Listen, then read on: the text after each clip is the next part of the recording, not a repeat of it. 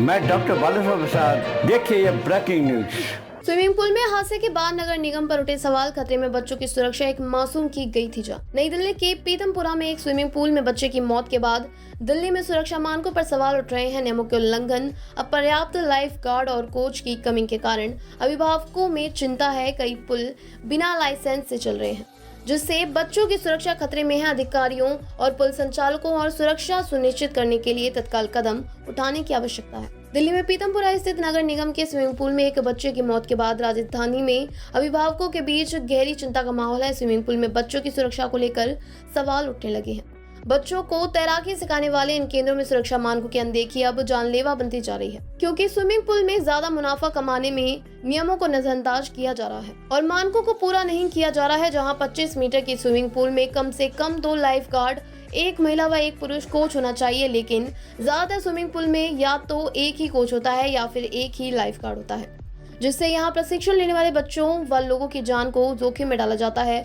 उल्लेखनीय है कि स्विमिंग का संचालन शुरू करने से पहले उसे कई स्तरों की अनुमति लेनी होती है। सबसे पहले sports authority of India Sai द्वारा पूल का निरीक्षण किया जाता है कि पूल परिसर में पर्याप्त संख्या में प्रशिक्षित लाइफ गाइड, महिला और पुरुष coach, safety equipment, life jacket और लाइफ बॉय उपलब्ध हो।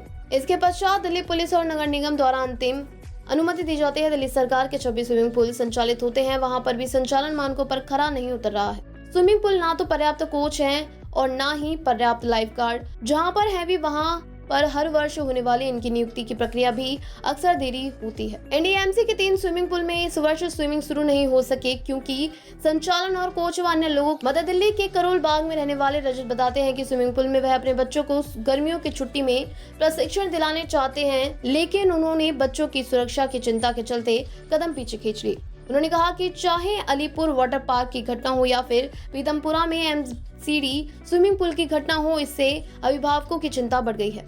नियमों के अनुसार 10 वर्ष से कम आयु के बच्चों के स्विमिंग पूल में तैरने की अनुमति नहीं होती।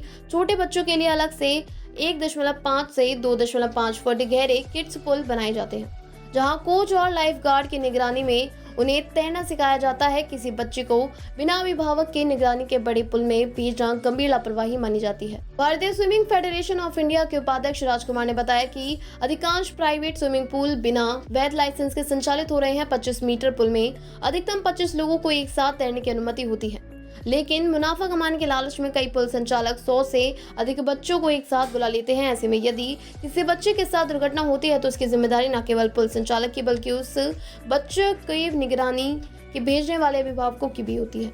स्विमिंग पूल में बच्चों की सुरक्षा के लिए नियमानुसार लाइसेंस, स्टाफ और उपकरणों की उपलब्धता अनिवार्य है, वरना हादसों की पुनरावृत्ति से इनकार नहीं किया जा सकता।